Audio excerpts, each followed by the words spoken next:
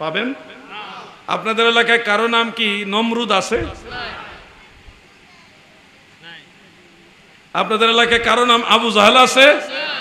এই নামগুলি ঘৃণা করে, কারণ এই নামগুলির সাথে, এই নামের একজন ব্যক্তির সাথে আল্লাহর নবীর ভালো সম্পর্ক ছিল না। এই জন্য তাম পৃথিবীর মানুষ এই নামটাকেও গ্রহণ করে না।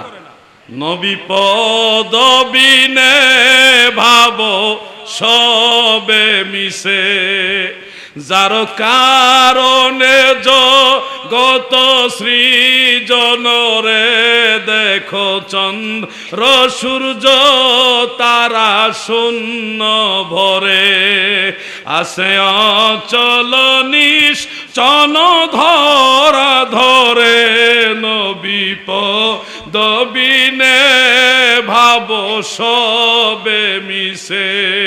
নবীজির সাথে যদি সম্পর্ক ভালো হয় আপনার সব ভালো হয়ে যাবে। আল্লাহর ওলি সুফি সাধকদের কাছে গেলেই কয়, বাবা দয়াল নবীর মহব্বতই হইল প্রকৃত ঈমান। যার অন্তরে নবীজির মহব্বত যত বেশি তার ঈমান তত বেশি। যার অন্তরে নবীজির মহব্বত নাই তার ঈমান বলতে কোনো জিনিস নাই, সে সরাসর বেঈমান। ঠিক কিনা? এই জন্য নবীজির প্রতি মহব্বত বাড়ানো দরকার আছে কিনা? সবাই বলেন আছে কিনা? এই জন্য খেয়াল রাখবেন, নবীজির মহব্বতের কারণে আমরা মিলাদ পড়ি। এই দেশে অনেকে অনেক কথা বলেন, কথা সবাই বলতে পারে কিন্তু লজিক্যাল, থিওরিক্যাল, এমনকি অথেন্টিক কথা সবাই বলতে পারে না। কথা সবাই বলতে পারে কিন্তু অথেন্টিক দলিল ভিত্তিক কথা সবাই বলতে পারে না।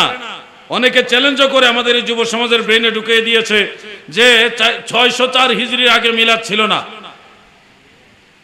কি বলে না ভাই? 604 হিজরির পূর্বে কোনো মিলাদ ছিল না। আচ্ছা, আমি আপনাদের জিজ্ঞাসা করি, আপনারা মিলাদ পড়েন কেন? খিচুড়ি খাওয়ার জন্য? উত্তর দেন। মিলাদ পড়েন কেন? বিরিয়ানি খাওয়ার জন্য পড়েন? মিলাদ পড়েন কেন? জিলাপি খাওয়ার জন্য পড়েন? কেন পড়েন মিলাদ? আপনারা বলেন, জোরে বলেন, জোরে বলতে হবে। মাশাআল্লাহ, কত সুন্দর, নবীর মহব্বতে। সেখানে তবারুক থাকলেও নবীর মিলাদ আমরা পড়ব, তবারুক না থাকলেও মিলাদ পড়ব। ঠিক কিনা বলে? মিলাদুন নবী কোন খিচুড়ি, জিলাপি আর বিরিয়ানির সাথে সম্পৃক্ত না। মিলাদুন নবী মদিনাওয়ালার মহব্বতের সাথে সম্পৃক্ত। তুমি বুঝবা না।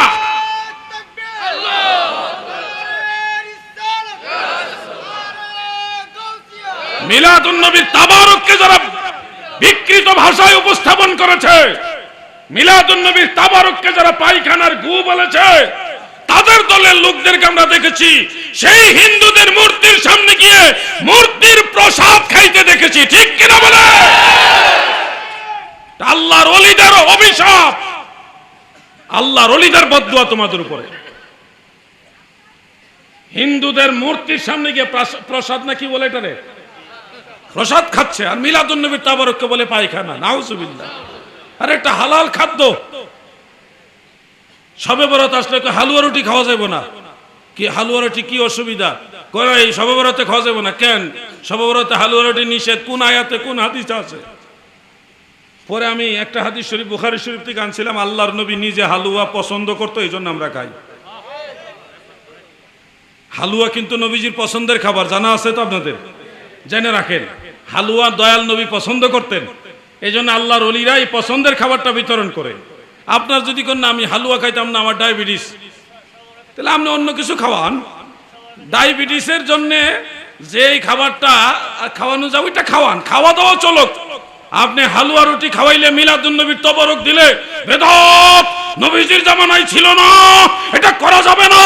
তাহলে আপনার ফতোয়া মোতাবেক ইমাম সাহেব আপনার 3 বেলা খাবার বন্ধ করে দিতে হবে, কারণ এই 3 বেলা খাবারের সিস্টেম আল্লাহর নবীর জামানায় ছিল না। খাবার বন্ধ করে দেন, দেখবেন ইমাম খুঁজে পাবেন না। উচিত কথা কই, আবার আমার রাগ করে। আমি গরম আজ কমাই দিছি, ঠান্ডা মাথায় বলি, ঠান্ডা মাথার একটা তাসির বেশি হয়, এই জন্য গরম করে বলি না। আগে যে আমি আমার জীবনে বহু স্টেজে টি টেবিল ভাঙছি, কোনো গল্প করতেছি না, অনেকবার ভাঙছি, খামোশ করে থাবা দিছি, টেবিল ভেঙে গেছে, দুর্বল আছিল আর কি একটু। এই যে সুপার হাতল ভাঙছি 2 বার। এই সুপার হাতল মুন্সিগঞ্জে আপনারা চিনবেন, কুচ্চামারা ব্রিজ, কি চিনেন না? আসেন কে চিনেন না? পদ্মা সেতু যাওয়ার আগে আব্দুল্লাহপুর একটা জায়গা পরে দেখবেন। পদ্মা সেতু যাওয়ার আগে যাত্রাবাড়ি ফারিয়া কিছুক্ষণ গেলেই দেখবেন একটা টুল, প্রথম টুল করছে এটা। পদ্মা সেতু টুল না, আগে আরেকটা টুল আছে। প্রথম যে টুল, ওই টুলটাই হলো কুচ্চামারা ব্রিজের টুল। কুচ্চামারা ব্রিজ দুটা পার হইয়া বাম দিকে গিয়ে একটা মাদ্রাসা আছে, একটা স্কুল আছে। সেই মাদ্রাসা প্রতিষ্ঠান, এটার মাঝখানে মাঠে হইল মাহফিল। মাহফিলে গিয়ে দেখি সামনের প্যান্ডেলে যত শ্রোতা ম্যাক্সিমাম হইল ওহাবি, স্টেজে যত শ্রোতা 2-4 জন ছাড়া বাকি সব ওহাবি। আমার ডাইন পাশে এই জায়গায় যে বলছে উনিও ওহাবি বসছে, যিনি উনি না মানে ওইখানে যিনি বসছিলেন। এখন আমি ওয়াজ শুরু করলাম, মিলাদুন নবী হাজির নাজির ইলমে গায়েব নিয়া গরম ওয়াজ। এক পর্যায়ে খামোশ কইয়া এই যে এটা যে থাবরা মারছি না, আমি তো আর জানি না এটা যে দুর্বল, এটা ভাঙ্গা গিয়া ওই ওহাবি মোল্লার সামনে পড়ছে। এটা আর জায়গা পাইল না, পড়ার জায়গাত গিয়া পড়ছে। যেখানে পড়ার দরকার ওইখানেই পড়ছে।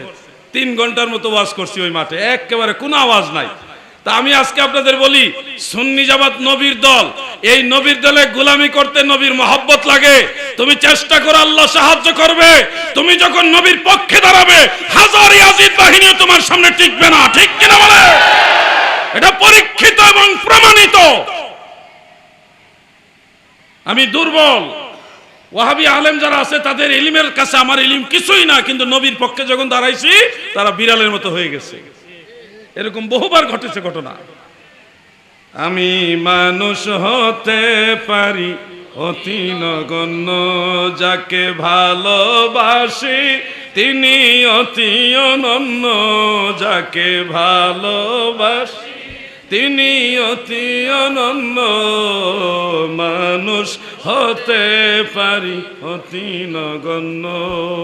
আল আমিন বারিয়া দরবার শরীফে গজলটা গায়, আসেনি ওই দরবারে মরিদানের দিকে।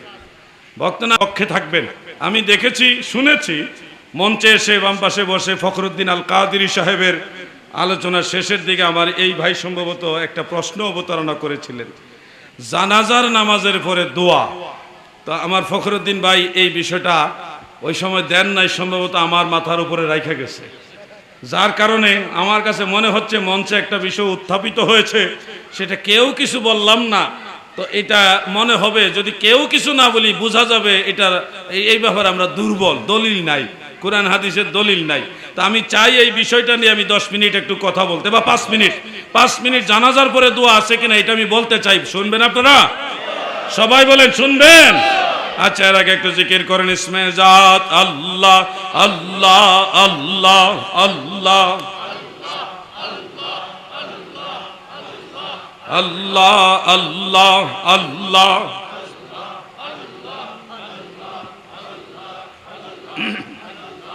আল্লাহ আল্লাহ আল্লাহ আল্লাহ আল্লাহ আল্লাহ আল্লাহ আল্লাহ আল্লাহ। জিকির করে অভ্যাস করেন না, জিকিরে দিল জিন্দা হয়। আল্লাহ আল্লাহ আল্লাহ আল্লাহ আল্লাহ আল্লাহ আল্লাহ আল্লাহ আল্লাহ আল্লাহ আল্লাহ আল্লাহ আল্লাহ। ডাইরেক্ট দিয়েন না, ডাইরেক্ট দিয়েন না, একটু কোনাকুনি করে। আল্লাহ আল্লাহ আল্লাহ আল্লাহ আল্লাহ আল্লাহ আল্লাহ। এই বড় ভাই, এই বড় ভাই, পাউডি নামাও, জিকির করো। আল্লাহ আল্লাহ আল্লাহ আল্লাহ। রে বড় ভাই কোন লাগবে এখন? আল্লাহ আল্লাহ আল্লাহ আল্লাহ আল্লাহ আল্লাহ আল্লাহ আল্লাহ। লা ইলাহা ইল্লাল্লাহু মুহাম্মাদুর রাসূলুল্লাহ সাল্লাল্লাহু আলাইহি ওয়া আলিহি ওয়া সাল্লাম। প্রিয় হাজিরিন,